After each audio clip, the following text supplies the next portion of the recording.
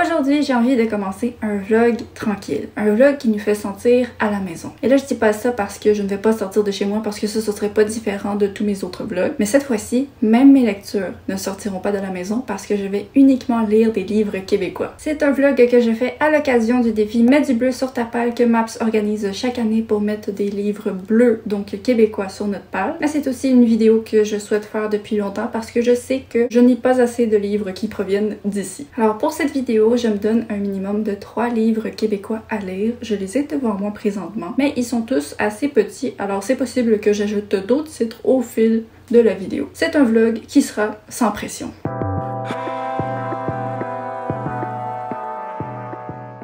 Donc, pour ce qui est des 3 livres avec lesquels nous allons entamer le vlog, nous avons d'abord l'autrice chouchou de BookTube Québec, qui est Fanny Demule. À l'origine, c'était juste Heartlands que je voulais lire, mais j'ai croisé Roux clair naturel en bibliothèque et j'ai pas su résister. Ce sont 2 livres contemporains, de ce que je comprends. Celui-ci parle de 3 voyageuses en Écosse dans des territoires hostiles. C'est celui pour lequel je suis le plus intriguée et j'ai très hâte de le commencer. Roux clair naturel, c'est le plus mystérieux parce que le dos de son livre n'a qu'une phrase. Est-ce que la vérité cesse d'être la vérité quand plus personne n'y croit?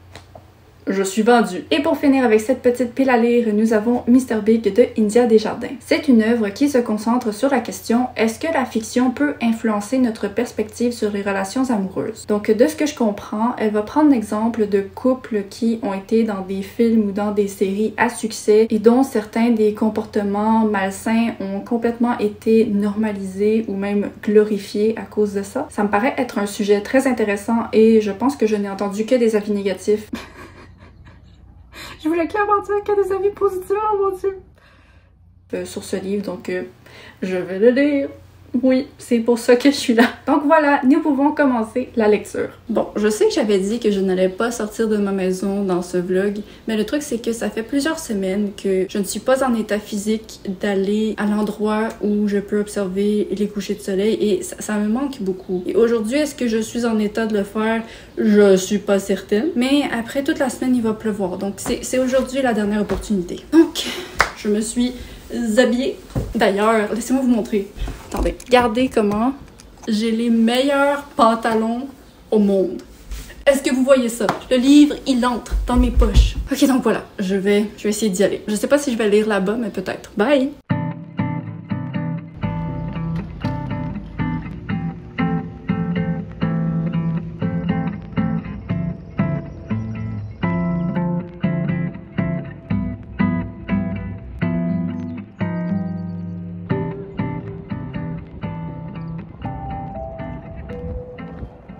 Hier soir, j'ai lu la première moitié de Roux clair naturel et honnêtement, pour l'instant, c'est un peu incroyable. Genre, je pense qu'il y a une bonne chance que le livre que je tiens entre mes mains présentement soit un 5 étoiles. C'est une chose qui n'est pas arrivée depuis très longtemps, j'espère. J'espère que la deuxième moitié ne va pas décevoir mes attentes. C'est vraiment le genre d'œuvre pour laquelle il faut porter attention à chaque phrase. Pas parce qu'elles sont compliquées à comprendre, pas du tout, mais plutôt parce qu'elles ont toutes un sens et une profondeur indéniable. Je vais essayer de résumer brièvement cette œuvre, mais je pense pas que ma bouche ait la poésie nécessaire pour décrire la beauté des idées, ou plutôt la beauté de leur exécution. En bref, notre personnage principal, c'est une fille qui, dès sa naissance, se fait traiter comme quelqu'un de spécial parce qu'elle est rousse. Pour elle, ça devient clair que sa valeur personnelle est très associée à sa rousseur et en grandissant, elle va commencer à sentir qu'elle n'est pas assez rousse. À partir de ce moment-là, sa rousseur va devenir une obsession, ça va devenir son identité personnelle. C'est écrit d'une manière qui est très intelligente, très fascinante et j'ai très hâte de continuer. Donc c'est ça que je vais aller faire tout de suite.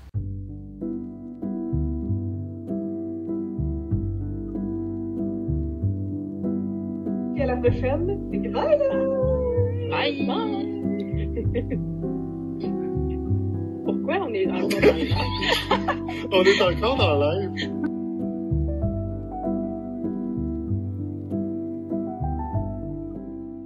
Bonjour, j'ai terminé le premier livre de ce vlog et c'était une réussite. C'était excellent. Je pense vraiment que Fanny DeMille se mérite une place sur ma liste d'auteuristes dont je vais lire toutes les prochaines publications. Et ça tombe bien parce que j'ai un autre de ses livres sur ma palle. Par contre, ça tombe pas si bien si vous me voyez dire ça, et là, plus tard dans le vlog, vous me voyez lire Highlands et ne pas l'aimer au point d'enlever tout de suite Fanny de la liste dans laquelle je viens de la mettre. Mais ça va pas se passer. Je sens que Highlands, ça va bien passer. Donc, ce livre, je la note. Disons que si on prend en considération mon année de lecture, qui jusqu'à présent ne se passe pas très bien, c'est un 5 étoiles. Mais si j'avais lu que des coups de cœur récemment, ce serait peut-être plutôt un 4.75 ou un 4.5. Parce que même si c'est excellent, j'ai pas eu des problèmes avec la fin, mais disons que c'est le genre de livre où tout le long, tu as l'impression qu'il y a des centaines de chemins différents que l'histoire peut prendre et t'es excité de découvrir ça va être quoi le chemin. Et pour ce qui est de la finale, ça s'est terminé d'une façon qui me faisait penser qu'il y avait peut-être des chemins avec des finales plus satisfaisantes que celle-ci, mais pas nécessairement satisfaisantes, mais qui assouvissaient ma fin et qui concluaient l'histoire vraiment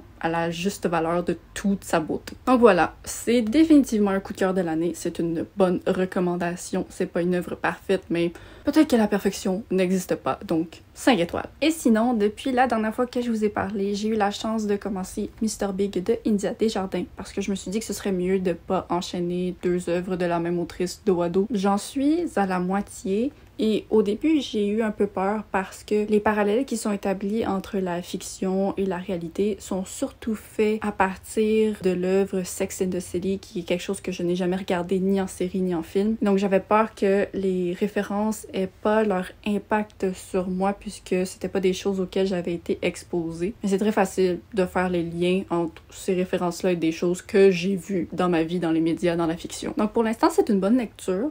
Mais j'espère que d'ici la fin, ça va aller un petit peu plus en dessous de la surface parce qu'on dirait que présentement, toutes les conclusions sont des choses... Ça va sonner snob, mais on dirait que ce sont toutes des choses auxquelles j'aurais pu venir moi-même en conclusion. Il y a aucune information qui me fait dire « Ah, ouais, il y a rien avec lequel je suis en désaccord », mais pour l'instant, j'ai vraiment l'impression de flotter à la surface du sujet. Donc voilà, je vais continuer la lecture et on s'en reparle.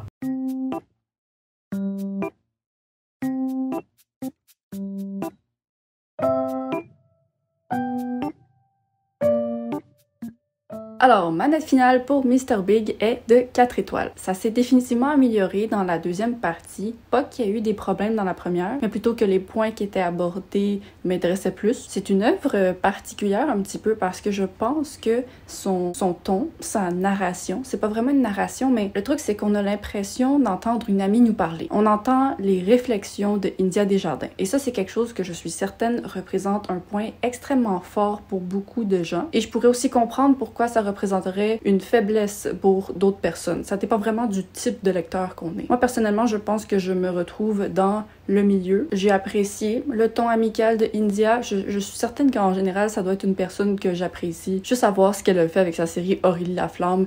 Elle a des bonnes choses dans sa tête. Mais en même temps, je pense que le livre aurait pu profiter d'un peu plus de resserrement et d'approfondissement. Les trucs que j'ai vraiment aimé dans la deuxième partie, c'est entre autres un passage où elle fait la liste de l'impact très réel que des films ont eu sur des facettes de notre société, comme la maltraitance des requins après que le film Jaws ait fait peur à tout le monde à propos des requins. Ce passage-là m'a fait découvrir des choses que je ne savais pas et c'est ça que je recherchais un peu avec ce livre et c'est ça qu'il n'a pas su totalement m'offrir. Ce qu'il a offert était très bien et je recommande ce livre. C'est, comme j'ai dit, c'est un 4 étoiles. Je pense qu'il aborde très bien les sujets qu'il souhaite aborder, mais quand je le compare à d'autres œuvres que j'ai pu lire sur des sujets pas tout à fait exactement pareil, mais similaire. Il y a eu un beaucoup plus gros impact avec ces autres œuvres sur moi que celle-ci. Donc c'est pour ça que pour moi, c'est un 4 étoiles et pas un 5 étoiles. Mais en même temps, je pense que il y a aussi l'aspect par rapport à Sex and the City qui est quelque chose qui faisait pas partie de ma vie. Donc je pense que pour les personnes pour lesquelles cette série faisait partie de leur vie, ça va sûrement résonner encore plus que ça le fait pour moi. Mais si tout comme moi, vous avez pas vu la série, c'est quand même pas une raison de ne pas prendre ce livre parce que ça se lit très bien, ça se comprend très bien. Vous avez pas besoin d'avoir vu les références références pour comprendre le point qui est amené avec les références. Donc voilà, c'était une belle petite lecture, pas nécessairement joyeuse, mais qui se lisait de façon légère à cause de la narration. Je veux pas dire narration parce que c'est pas une histoire, c'est un essai, mais bon, j'ai pas d'autres mots dans ma bouche présentement. Donc pour l'instant, ce vlog québécois connaît beaucoup plus de succès que les 6 derniers vlogs que j'ai fait. Donc peut-être que la réponse à mes tourments, c'était de venir chercher des livres d'ici. C'est donc ce que je vais continuer à faire et ma prochaine lecture sera Highlands. Je dois avouer que mes attentes sont hautes après avoir lu... C'était quoi?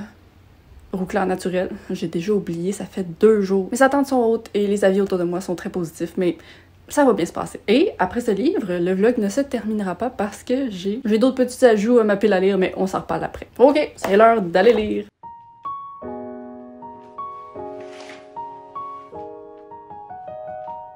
Je viens de lire un passage où la fille croque les glaçons dans un verre d'eau et s'arrête parce qu'elle a l'impression qu'il dérange l'homme devant elle. Et oui, croquer les glaçons dans un verre d'eau, là, c'est créer du tort pas nécessaire aux autres dans le monde. Il y a déjà assez de bruit dans le monde. Est-ce que ça paraît que je suis misophone? Je suis misophone. Mais voilà, fallait juste que je partage. Ça n'a aucun lien avec le livre, mon appréciation ou quoi que ce soit. C'est pas... Fallait juste que je fasse un petit rant sur le croquage de glaçons dans les verres d'eau. C'est pas nécessaire de faire ce bruit dans la vie. Ça va fondre de toute façon. Salut, je suis ici pour vous parler de Highlands que je viens de terminer. Mais il y a un chat, donc désolée. J'espère que ça vous dérangera pas. Donc, ce livre, c'est... Comment je fais, moi? Dans ce livre, on suit 3 voyageuses qui sont parties séparément pour explorer l'Écosse et ce sont leurs perspectives qui s'alternent au fil du roman et on découvre à la fin c'est quoi le lien qui les unit. Mais quand je dis on découvre, c'est avec un petit peu de confusion. C'est une fin avec une révélation, mais qui révèle qu'on n'a peut-être pas tout compris. En tout cas, moi j'ai terminé ça, j'étais comme... Est-ce que j'ai raté quelque chose? Est-ce que j'ai été inattentive pendant ma lecture? Mais je ne pensais pas que oui, parce que j'aimais ma lecture pendant que je la lisais, donc je portais attention. Mais vraiment, à la fin, je suis tout de suite allée écrire à Maps, que je savais qu'il l'avait lu, et j'étais comme, est-ce que j'ai manqué quelque chose? Finalement, non, j'ai pas manqué quelque chose. Et donc, ce livre ne sera pas mon préféré de Fanny Demeule, mais je ne pense pas que c'est un mauvais livre pour autant. C'était une lecture sympathique, bien atmosphérique avec les décors de l'Écosse. Par contre, quelque chose que j'ai pas compris du tout, c'est que tous les dialogues en Écosse avec des Écossais sont écrits en anglais sans aucune traduction. Et ça, moi, ça n'a pas posé problème parce que je comprends l'anglais, mais je me mettais dans la place de personnes qui ne parlent pas l'anglais. J'étais comme, qu'est-ce qu'ils font? Il y a beaucoup là, de dialogues en anglais. Ça ruine pas le livre de pas les comprendre, mais je trouve juste ça bizarre comme choix. Je suis pas habituée. Je vais pas dire que l'écriture de Fanny Demeule était moins belle dans ce livre, mais ce que j'aimais de ces autres livres, c'est que chaque phrase, vraiment, je voyais leur utilité et leur sens directement. Mais dans ce livre-ci, c'était un peu moins le cas. Mais vraiment juste un peu moins. Vraiment. C'est un détail. Donc, je sais pas comment je me place. Je suis contente de l'avoir lu. Ça n'enlève pas Fanny de ma liste d'auteurs que je souhaite suivre toutes leurs futures publications, mais ça me fait dire, ok, ce sera peut-être pas des réussites absolues à chaque fois. Comme mentionné, ça reste une bonne lecture, donc je pense que pour moi, c'est un 3.5 étoiles. Et je le recommande pour une lecture atmosphérique, mais si vous n'aimez pas les fins qui nous laissent avec des questions, ben dans ce cas-là, je le recommande pas parce que c'est vraiment comme ça qu'on va vous laisser. Donc voilà, c'en est tout pour ce petit livre. Ma prochaine lecture maintenant, je l'ai pas avec moi parce que je la lis sur ma liseuse, mais c'est Réponds à la lumière de Emma L. Massé. Oh mon dieu, attendez, je vais aller voir. J'ai tellement oublié. Ah, Emma L. Maré. C'est un livre que j'ai très hâte de lire parce que j'entends des avis bien intrigants, des avis très positifs. Mais c'est pas juste le fait qu'il soit positif qui est intriguant, c'est le contenu du livre qui a l'air intriguant. C'est comme une auto-fiction, un petit peu science-fiction, où le personnage du livre, c'est l'autrice, mais c'est pas vraiment elle. Mais en tout cas, j'ai bien hâte de le commencer pour vous en dire un peu plus.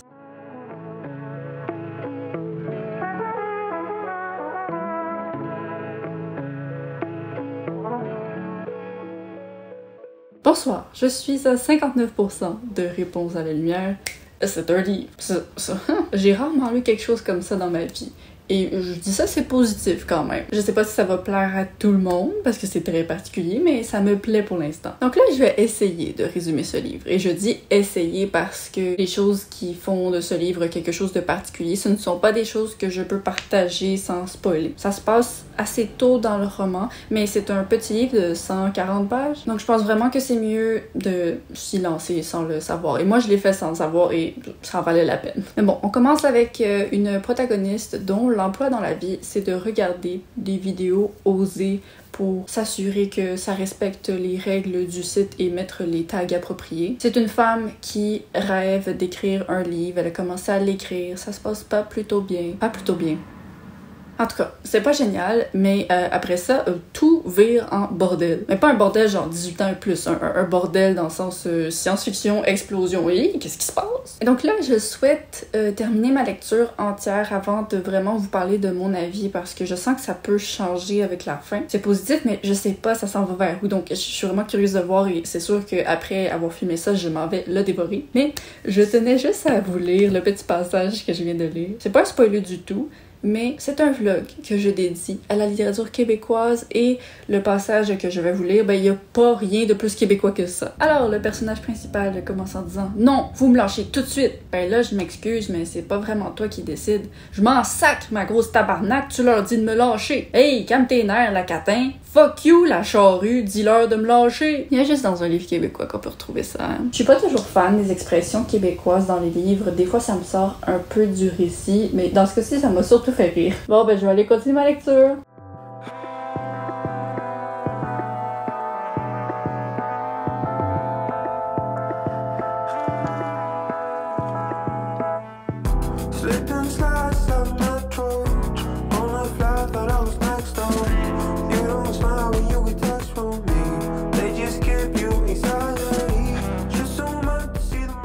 Bon, finalement, j'ai pas pu terminer ma lecture hier soir comme je souhaitais désespérément le faire parce que j'étais, disons, en catastrophe intestinale. Là, c'est bon, j'ai pu terminer ce matin. Ah, c'était quelque chose! J'ai lu beaucoup de science-fiction dans ma vie.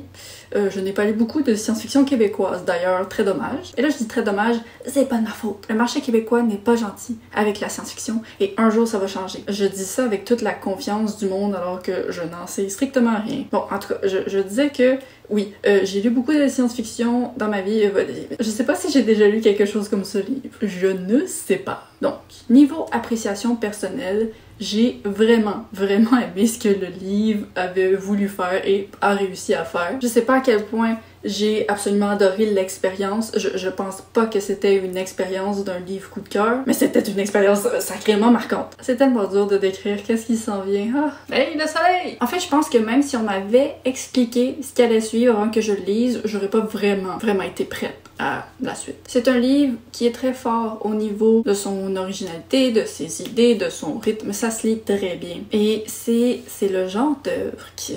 J'ai vu beaucoup de gens dire que la science-fiction, c'était pas leur truc, mais qu'ils avaient beaucoup aimé ce livre. Donc c'est définitivement quelque chose qui est un petit truc spécial, qui va plaire à n'importe qui, mais en même temps qui ne peut pas plaire à tout le monde. Je sais pas si c'est un livre que je recommanderais de façon générale sans savoir à qui je m'adresse. Moi, tout ce que je peux dire, c'est qu'en tant que fan de science-fiction, ça m'a plu et je comprends pourquoi ça plairait à des gens qui ne sont pas des fans de grosse science-fiction parce que c'est pas un livre qui est compliqué à comprendre. Mais en même temps, ça pousse la science-fiction à des degrés qui sont très poussés quand même. Je suis toujours extrêmement reconnaissante aux livres qui me font vivre une expérience où pendant tout le long je suis comme j'ai aucune idée de où est-ce que ça s'en va. Ce livre c'était exactement ça et la bonne nouvelle c'est que la direction finale était excellente. Honnêtement pour moi c'est la meilleure chose de ce livre, la fin, les explications qu'on a eues, c'était à la hauteur des science-fiction de maîtres que j'ai lu dans ma vie, vraiment. C'est pas un livre qui a inséré des choses de science-fiction juste pour être comme ah ouais on essaie des choses. J'avais l'impression pendant ma lecture que peut-être que c'était ce genre de livre, mais la fin m'a convaincue que Emma Elmarie savait exactement qu'est-ce qu'elle faisait. Donc pour moi, ce livre était un 4 étoiles pendant toute ma lecture jusqu'à la fin qui l'a poussé à un 4.5 étoiles. Et ce que je trouve vraiment cocasse avec mon appréciation,